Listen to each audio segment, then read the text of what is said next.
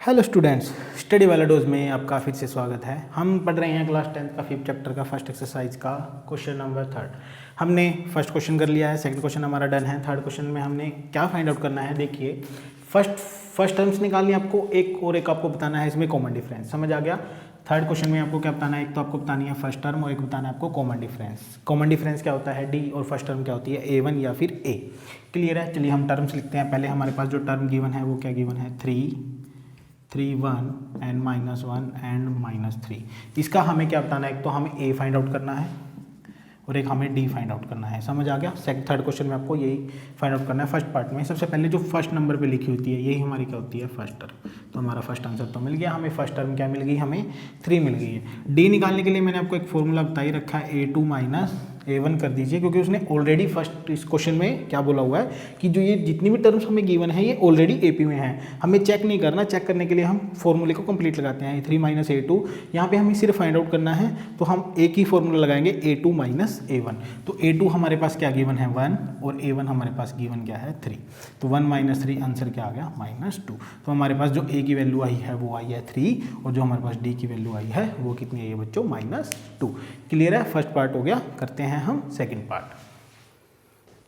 हाँ तो बच्चों देखो, सेकंड पार्ट में हमें क्या फाइंड आउट करना है। ये हमें टर्म गिवन है। सबसे पहले हमें निकालना क्या है, फर्स्ट टर्म और कॉमन डिफरेंस। सबसे पहले आप ही खुद से बताइए कि इसकी फर्स्ट टर्म क्या है, -5। Very good. आपको इसका मतलब ये है कि आपको समझ आ रहा है। A की वैल्यू कितनी आ गई, -5। जो फर्स्ट टर्म पे लिखी होती है ये हमारी फर्स्ट टर्म होती है। अब हमें D निकालना है। D का फॉर्मूला क्या होता है, A2 - A1।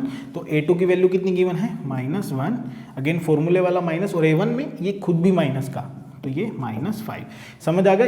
ये जो वाला माइनस है ये हमारा फॉर्मूले वाला है, और A1 हमारे पास ऑलरेडी माइनस में है, तो हमने उसको भी किस में लिख लिया है, माइनस में लिख लिया है। -1 minus minus plus plus minus minus 5 - 4 1, तो answer 4 positive. Again bigger number हमारे पास पॉजिटिव है, तो हमारा आंसर भी क्या आ गया, पॉजिटिव आ गया। तो हमारे पास A की वैल्यू कितनी आ गई, -5, और D की वैल्यू कितनी आ गई, 4। क्लियर है बच्चों, समझ आ रहा है। करते हैं थर्ड पार्ट।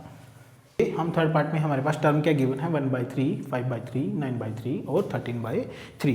क्लियर है। अब हमें इसमें फाइंड आउट क्या करना है, A। सबसे पहले आप खुद से बताइए A क्या होता है हमारे पास, जो फर्स्ट टर्म होती है। वेरी गुड, इसका मतलब आपको समझ आ रहा है। तो हमारे पास फर्स्ट टर्म क्या आ गया, A की वैल्यू क्या आ गई, 1/3। D निकालते हैं। D का फॉर्मूला क्या होता है, A2 - A1, यानी कि A2 कितना है, 5/3। चलिए लिख लेते हैं 5/3 माइनस A1 की वैल्यू कितनी है, 1/3।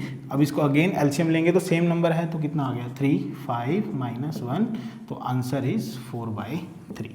तो थर्ड टर्म थर्ड पार्ट का आंसर क्या आ गया, A की वैल्यू कितनी आ गई 1/3 और D की वैल्यू कितनी आ गई 4/3। क्लियर है, समझ आ रहा है। वीडियो को लाइक कर लो। और अब हम करने जा रहे हैं इसका फोर्थ पार्ट।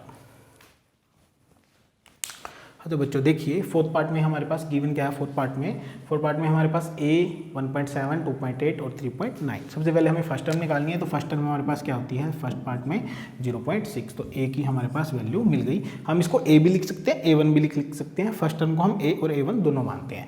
चलिए हम स्टार्ट करते हैं। D की वैल्यू क्या है, D का फॉर्मूला A2 - A1। A2 कितना है हमारे पास 1.7 और A1 की वैल्यू कितनी है हमारे पास 0.6। अब इसमें से इसको माइनस करोगे तो आंसर कितना आ जाएगा 1.1। यही हमारा क्या हो गया, D हो गया। क्लियर है। इस तरह से हमने थर्ड क्वेश्चन को डन कर लिया। अगर किसी को समझ आया ना हो तो कृपया करके आप ये वीडियो को दोबारा रिपीट कर लिए, आपको अच्छे से समझ आ जाएगा। मिलते हैं क्वेश्चन नंबर 4 पे। Thank you.